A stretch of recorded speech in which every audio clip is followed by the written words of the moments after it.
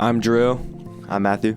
and we're talking about living the good life. The book was On Reading Well, and we're trying to find the best virtue, which will lead to the good life. So for my virtue, I picked courage. And I picked diligence. My definition, claim of courage is the act of choosing to put a greater good over a lesser good, despite when loss or vulnerability presents itself in order to pursue the good life. Yeah, I like that a lot. For mine, mine is diligence is the most essential virtue because it is through steady effort and commitment that we transform potential into a good life. Good. In the book Reading Well, on page number 181, it talks about diligence consists of taking one step at a time towards the goal, not getting distracted, and not giving up. I like this a lot because this means that diligence is like a steady effort, making some sort of progress every day and not getting distracted or set back. It shows that success and a meaningful life are built through persistence and determination. This matters because it reminds us that achieving a good life is a slow process that requires patience and grind. Yeah, I like that. The steady persistent effort. I think that's good. Day in, day out, we got to be working hard to achieve the good life, But my claim is that courage takes boldness, and you got to be willing to do the right thing despite any responses, if they're negative, any bad thing that you get whilst doing it. So, yeah. Yeah, I totally agree with that, but at the same time, while courage helps us face challenges, diligence is what keeps us through them. You can't just be brave once. You need to have a steady effort and persistence to actually grow and achieve that lasting good. Courage is what gets you started, but diligence keeps you going. You know what I mean? Yeah, that's good. Good.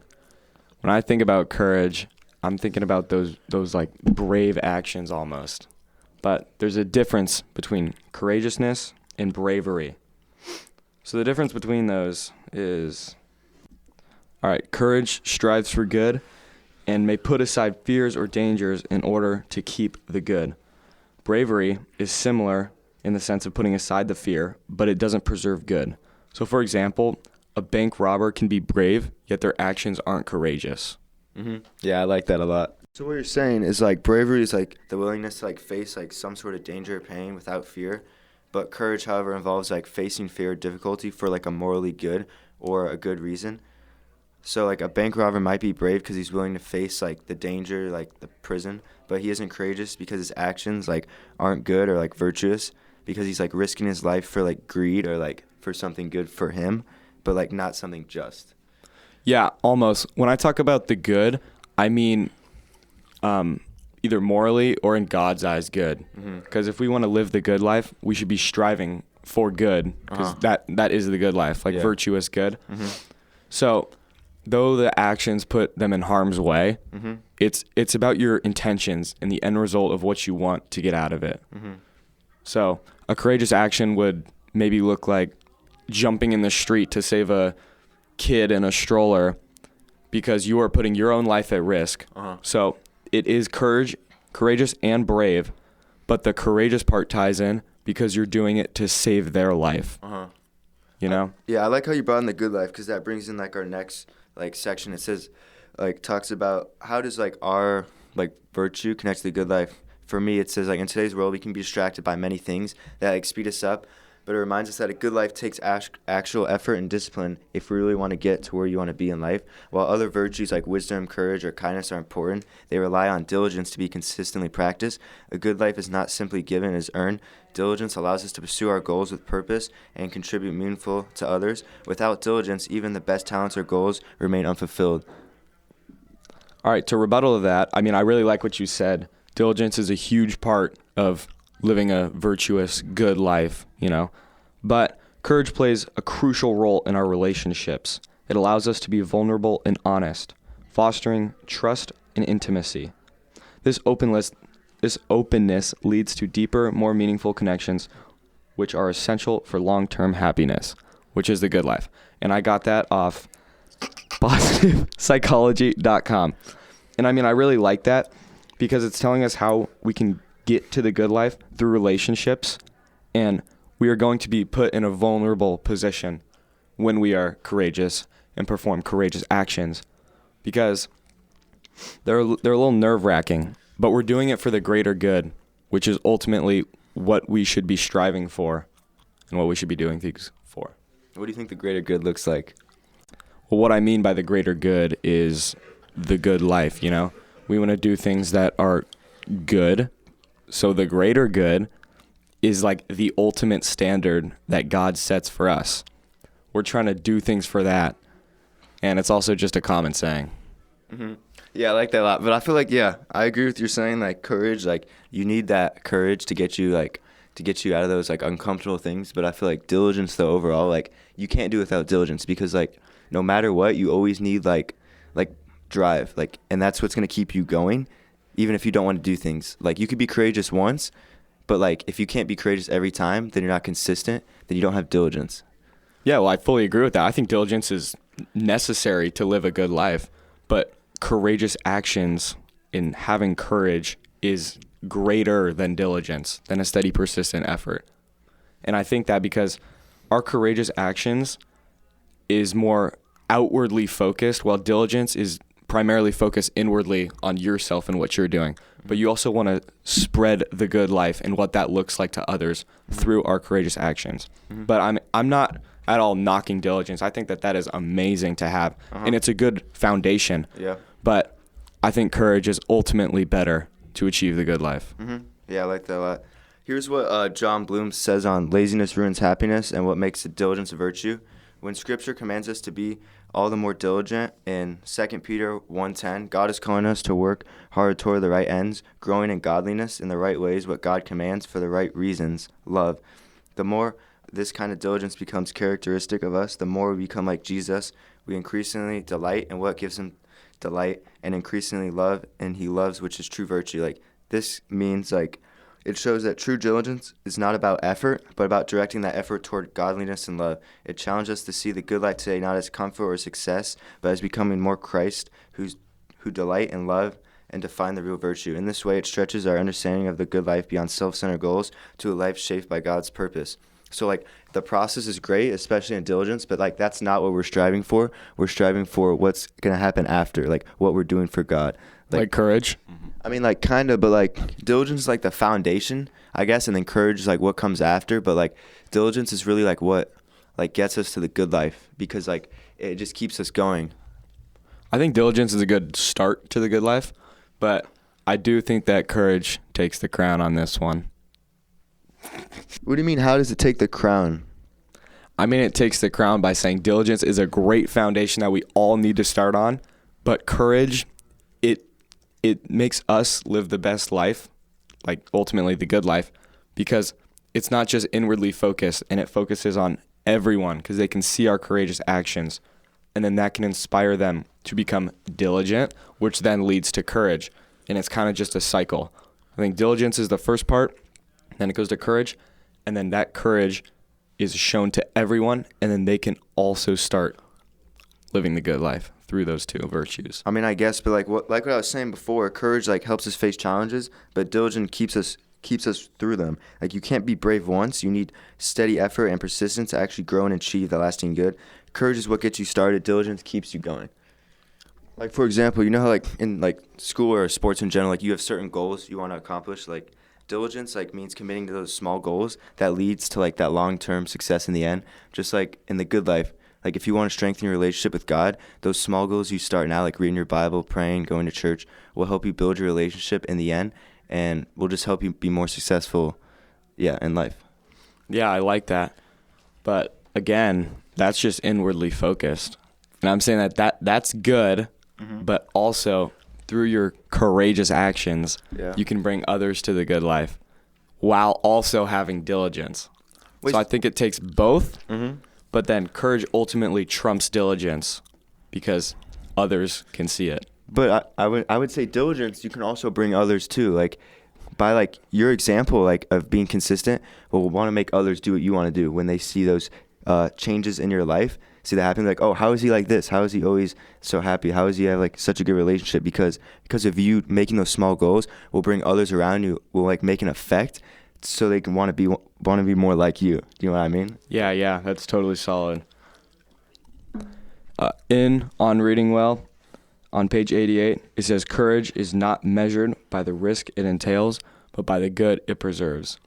This basically means that our courageous actions are about us doing good and what leads us to the good life, not by the risk that comes with it or what could happen. Yeah, I mean that's good. I mean, but like courage focuses on like the moment of risk, but and the good it preserves. But diligence is what actually builds it up like over time. Like courage, like for example, like courage might win a battle, but like diligence wins the war. You know what I mean? It's not measured by like one single act, but steady, consistent effort. Like I've been saying, that turns good intentions into lasting results. It's all about that consistency. Yeah, but you can be consistent and not strive for the good life. So you got to have some standard that you're striving for, and we're striving to be more like God, or me personally, I am. But that is what ultimately leads us to the good life.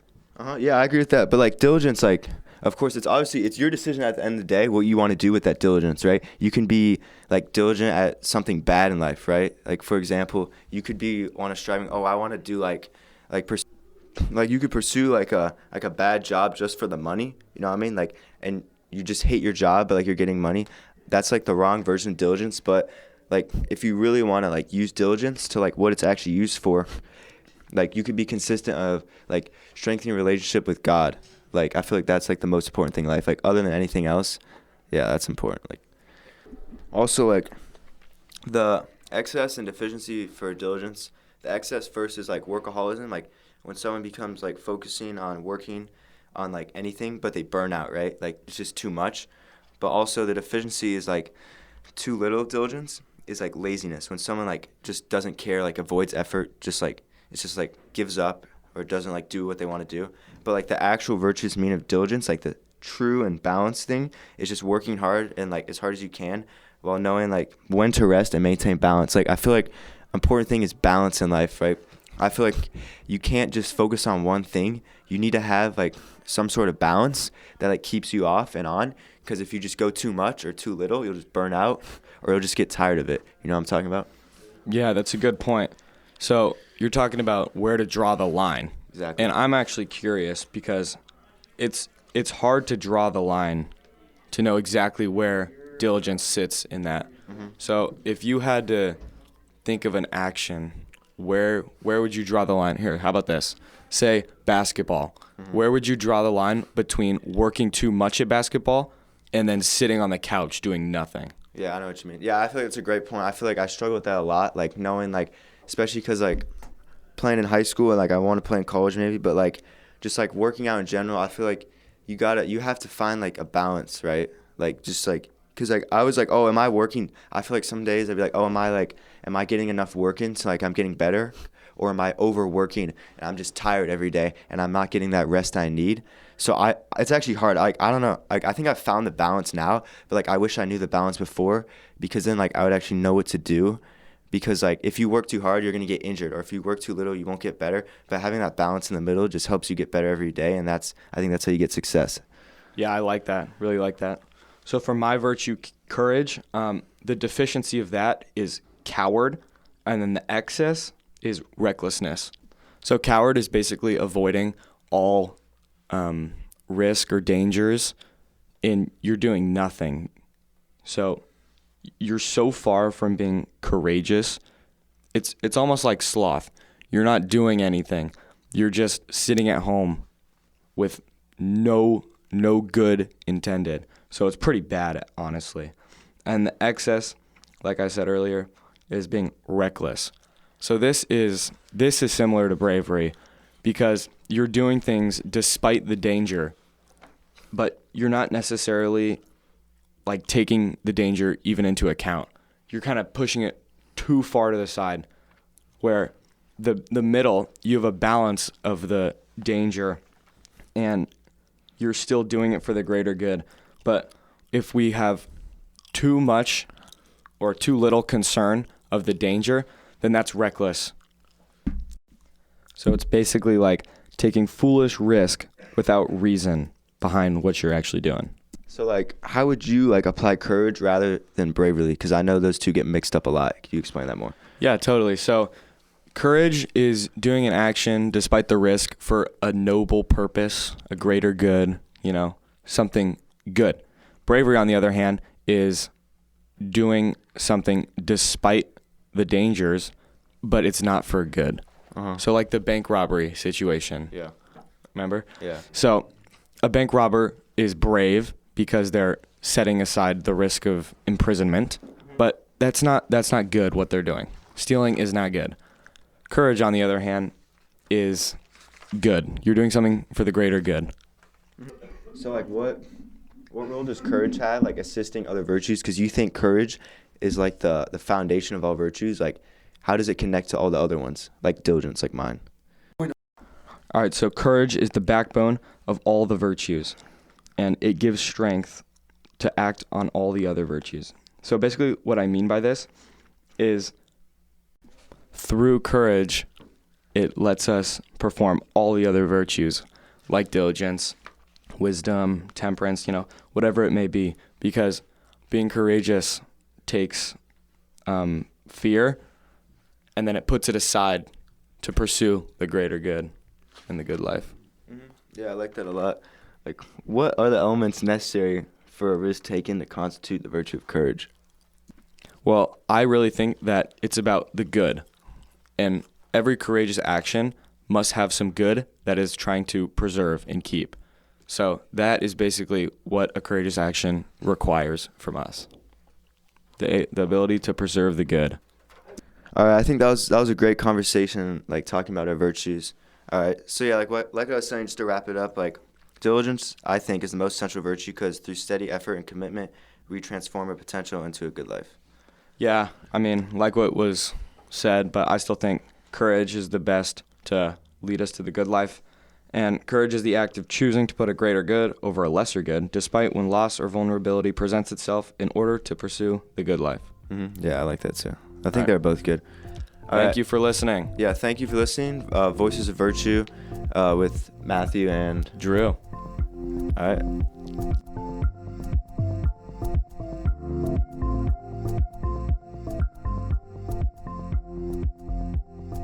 This episode has been a production of the Capistrano Valley Christian Schools Podcast Network.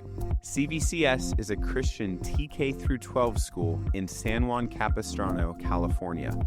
Please visit cvcs.org/podcasts to listen to the variety of shows our students produce on our campus. You can also find all of our shows on Apple Podcasts, Spotify, YouTube, and others. We would also appreciate you subscribing to and leaving a review of this show and the other shows on our network in your podcast player of choice. If you have any questions or would like to reach out to us, please email podcasts@cvcs.org. On behalf of the school, this is Mr. Jasper, the executive producer of the podcast network. Thank you for listening and stay tuned for more.